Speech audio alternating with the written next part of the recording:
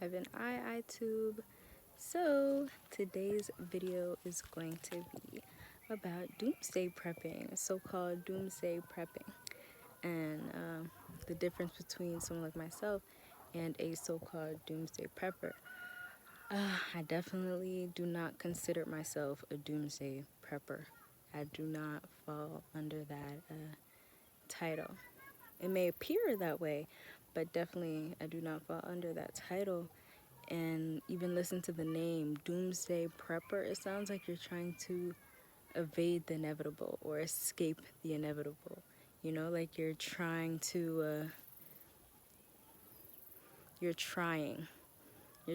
something. You're trying to be bigger than fate. That's what doomsday prepping sounds like in the, the normal sense that people have, storing food and bunkers, things like that. But the key difference between a so-called doomsday prepper and someone like myself is that doomsday preppers, in the sense that most people would know, are essentially prepping because they are afraid to die, and like I said, evading this inevitable force that they foresee. And the difference between someone like myself and a doomsday prepper is that I'm not afraid of death. I'm not evading anything. People like myself, persons like myself, have already foreseen but we bear witness to the end of the world, which is why we are building, because we do not want to live in the rubble of the ended world. We have already seen the end of the world.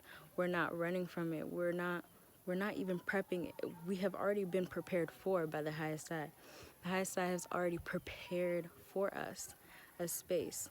We're new earth cultivators, not doomsday preppers, because we're building because we do not want to live in the rubble of the ended world. We're not prepping because we don't want the world to end. We do want the world to end. The world has already ended, and we do not want to live in the rubble. That is a key difference, which I would never call myself a doomsday prepper, because I'm not afraid. In fact,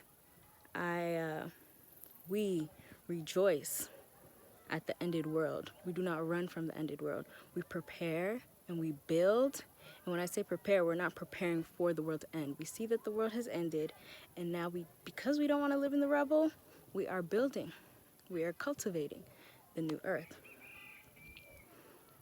So this is not something where we are afraid of the end of the world, which maybe every doomsday prepper is not afraid, but they are in some way, some shape or form, evading the inevitable, trying to prepare themselves and shelter themselves from this, whatever it is that they foresee. Shelter themselves from that. We already have a shelter. Persons like myself, we are already sheltered. Our names are written in the book of life, so to speak. So we know we will live. We are not trying to live. We know we will live. So we're cultivating our new home on the new earth. We're not running from anything. We're in fact preparing our space, So that is a big difference. Even if it appears similar, because doomsday preppers stock food and, have their private areas, and it may seem like persons like myself do similar things, food security through gardening and things like that, water security measures. Doomsday preppers create security measures for themselves. And persons like myself, it may appear that we are preparing security measures for ourselves. And like I said, that is because of the rubble that comes, R-U-B-B-L-E, the rubble that comes from the ended world. And also, we are cultivating our space in our new earth. So we're not preparing security measures out of fear. We are preparing security measures out of faith and knowledge.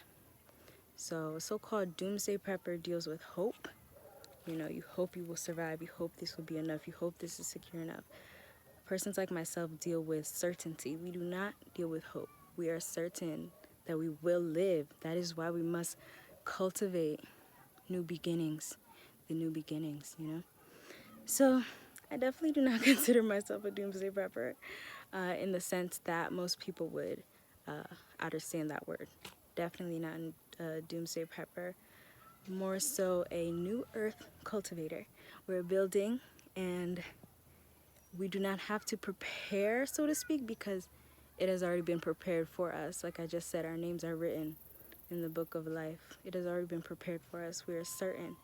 And because we know we have been gifted, we are cherishing our gift, and we are taking care of our gift, and we want to cultivate our gift so it doesn't get lost in the rubble, and so we don't get lost in the rubble. So yes, I just wanted to talk about that today. I thought that would be a good topic, and I hope those who cite this will understand. Thank you so much, and I will speak with y'all next time. God,